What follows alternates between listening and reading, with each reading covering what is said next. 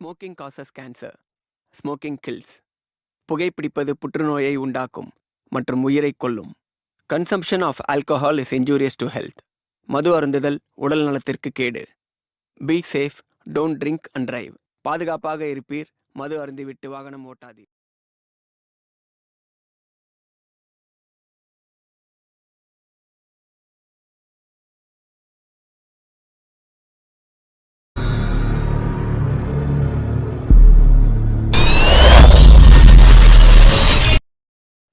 உன் நண்பனை பத்தி சொல்லு, நான் உன்னை பத்தி சொல்றேன். எல்லாரும் வந்துட்டீங்களா? என்ன டைம் வேஸ்ட் பண்ணாதீங்க. இங்க ஒருத்தன் டைம் வேஸ்ட் பண்றான், அவனை பத்தி வந்துட்டு பார்ப்போம். இவன் பேர் தான் ஜோசப்.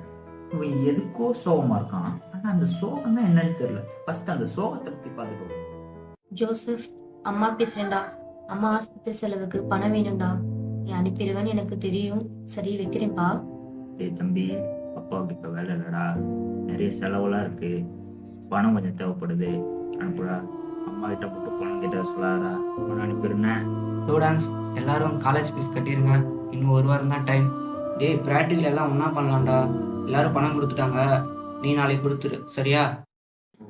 அவன் கஷ்டம் இதுலேருந்து இவன் எப்படி வெளில வரான்னு தான் பார்ப்பேன்.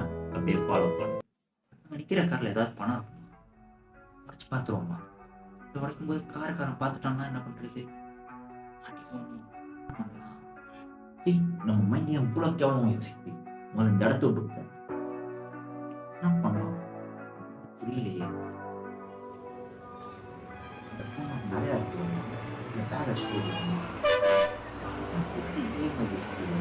அடிப்போமா வேண்டாமா, அடிப்போமா வேண்டாமா, அடிப்போமா வேண்டாமா.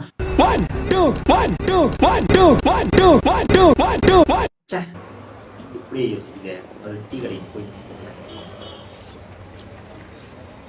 செத்துடலாம் போல இருக்கு.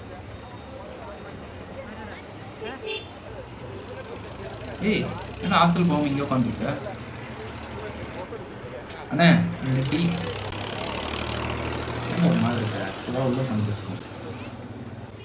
இல்லடா, அம்மாவும் அப்பாவும் பணம் கேட்குறாங்க. எக்ஸாமுக்கு பணம் கட்டணும், ப்ராக்டிக்கலுக்கு பணம் வேணும். என்ன பண்ணுறேன்னே தெரிலடா. இல்லடா, மைண்டெல்லாம் ஒரு தப்பாக யோசிக்குதுடா. இங்கே பாரா, யாராவது நம்ம கஷ்டத்தை தீர்த்து வைப்பாங்கன்னு நினச்சினா இன்னும் கஷ்டம்தான் அதிகமாகவும் தவிர தீராது. தப்பான வழியில் சம்பாதிக்கணும்னு நினைக்காத. ஆனால் அதோட பின்விளைவுகள் ரொம்ப மோசமாக இருக்கும். வாழ்க்கையவே அழிச்சிடும். உன்னோட கஷ்டத்தை நீ தான் தீர்த்துக்கணும், வேற யாரையும் தேடக்கூடாது.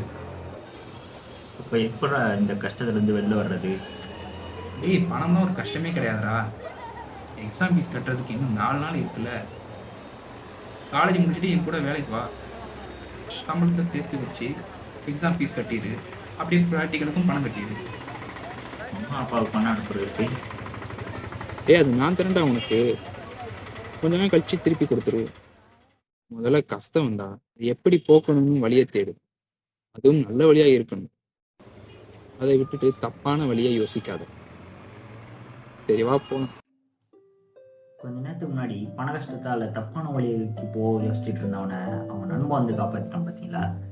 எல்லா நண்பனும் தப்பானவன் இல்லாம ஒரு நண்பன் நல்லவனா இருக்கும். காசு பணத்தை சம்பாதிச்சிடலாம், ஆனா ஒரு நல்ல நண்பனை சம்பாதிக்கிறது ரொம்ப கஷ்டம்.